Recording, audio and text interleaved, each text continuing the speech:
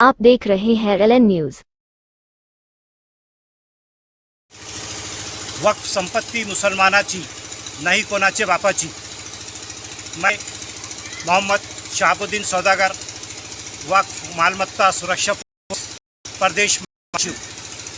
आज हम औरंगाबाद शहर के फाउंडर जनाब मलिक अंबर साहब के मज़ार पर मौजूद है।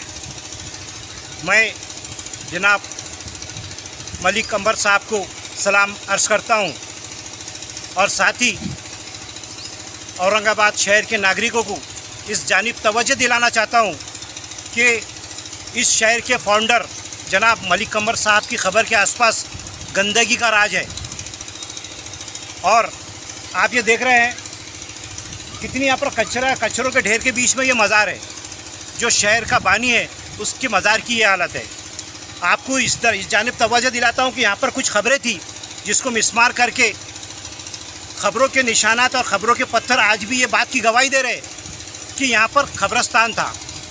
और इसके पहले औरंगाबाद महानगर पालिका के प्रशासक तथा आयुक्त अस्तिक कुमार पांडे ने इस खाम नदी को, ये आगे रास्ता खाम नदी को जा रहा है, इस खाम नदी को खूबसूरत बनाने के लिए बहुत पैसा खर्च किया और वही पैसा खर्च होना किसी के काम में नहीं आ रहा। शहर खूबसूरत नहीं हो रहा। G20 के नाम पे आज जो शहर में बहुत कुछ काम हुआ, लेकिन यहाँ से एक नाली निकाल कर, एक गटर निकाल के, एक ड्रेनेज लाइन निकाल के इस खाम नदी में छोड़ी जा रही है।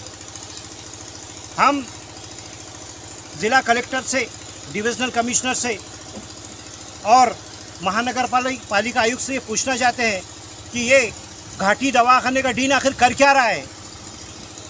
घाटी के दवाखाने का जो डीन है ये ख़बरों के पीछे क्यों पड़ गया है, मुस्लिम धार्मिक स्थलों के पीछे क्यों पड़ गया है। और यहाँ पर जो है इसकी एक बारीकबीनी से तहक़ीक़ होना ज़रूरी है। ये घाटी के डीन का काम है कि भाई इस घाटी के, ये मराठवाड़े का सबसे बड़ा दवाखाना है, इस पर अच्छी सुविधाएं फराहम करना। लेकिन ये घाटी का दवाखाने का जो डीन है, पिछले दिनों इसने कोहिनूर कॉलोनी के कब्रस्तान पे हल्ला कर दिया, वहाँ के काफ़ी ख़बरों को मिसमार कर दिया। आज मलिक अंबर साहब के बाजू से इन्हें डनी टाइन लेके जा रहा है। आखिर ये डीन की कोई इंक्वायरी हुई क्या नहीं होंगी? ये जो चीज़ जी में आ रहा है वो कर रहा है। और इस जानिब ज़िला कलेक्टर को, डिविज़नल कमिश्नर को और महानगर आयुक्त को तवज्जो देनी चाहिए। Thank you.